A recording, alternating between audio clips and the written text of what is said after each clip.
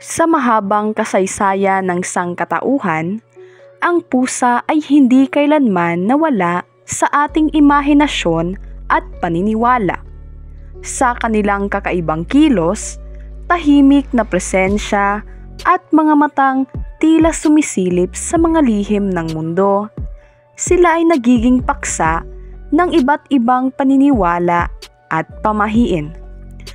Mula sa sinaunang Ehipto na sumamba sa mga pusa bilang banal na tagapangalaga hanggang sa iba't ibang panig ng Asya kung saan sila ay nakikita bilang tagapaghatid ng kasaganaan. Ang pusa ay nananatiling nilalang na may misteryo at hiwaga. Sa modernong panahon, hindi lamang sila simpleng alaga.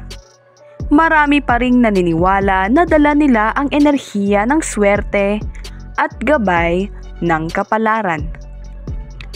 Magandang araw sa ating lahat at welcome po muli sa ating YouTube channel. Sa videong ito, ibabahagi ko po sa inyo ang 20 katotohanan tungkol sa ating mga alagang pusa at ang swerteng dala nito.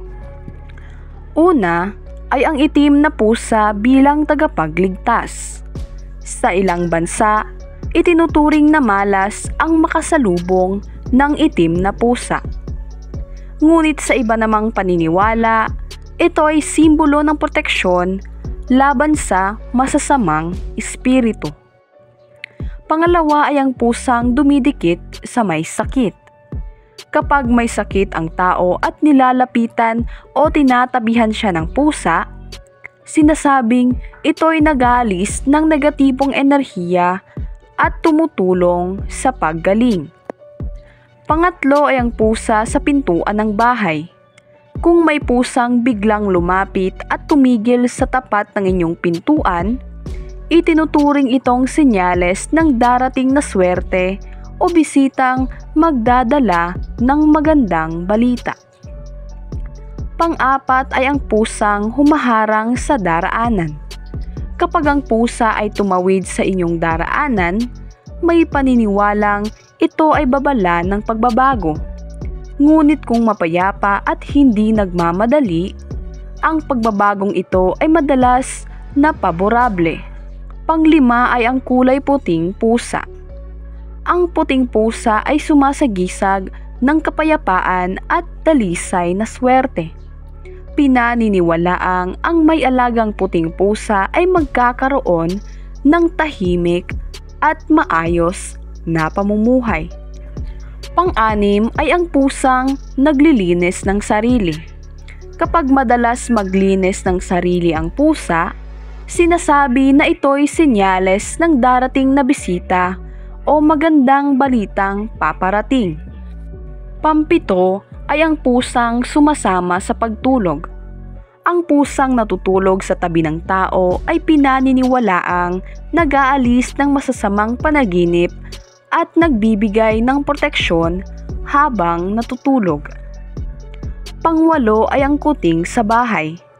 Kapag may kuting na dinala o ipinanganak sa bahay, ito'y senyales ng bagong simula at kasaganahan sa pamilya.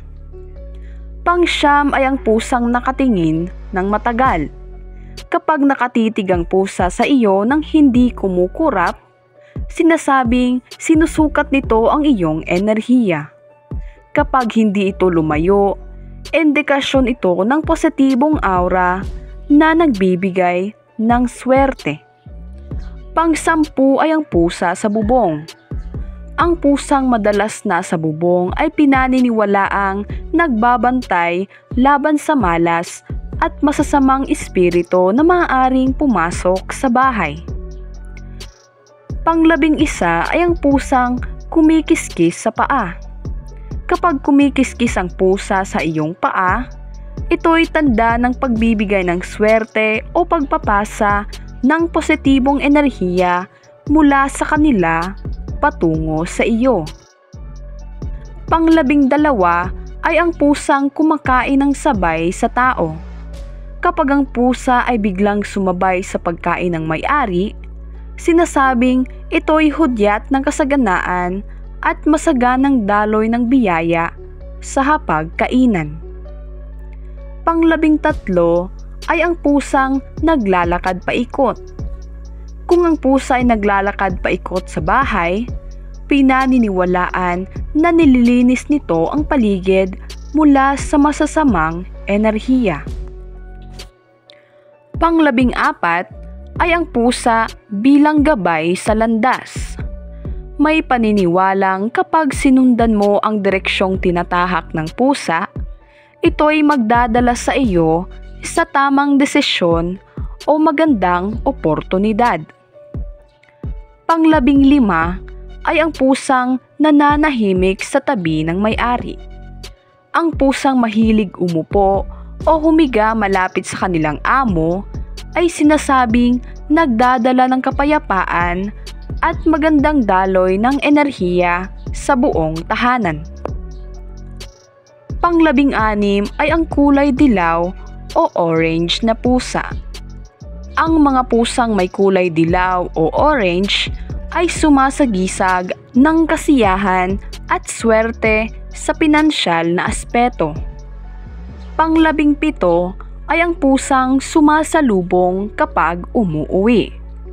Kapag ang pusa ay laging sumasalubong sa may-ari mula sa trabaho o sa lakad, sinasabing ito'y tanda na may magandang kapalaran na naghihintay.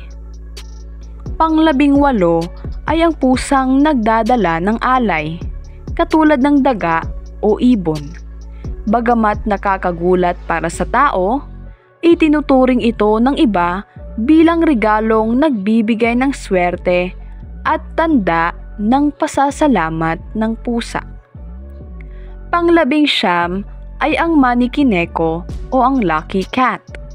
Sa kulturang Hapon, ang manikineko o kumakaway na pusa ay simbolo ng magandang kapalaran, kasaganaan at proteksyon laban sa malas.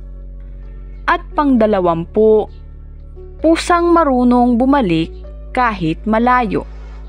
Kapag ang pusa ay nakabalik pa rin sa kanyang tahanan kahit malayo itong nawala, ito ay sumasagisag ng katapatan at pinaniniwalaang magdadala ng tibay at kasiguraduhan sa pamilya.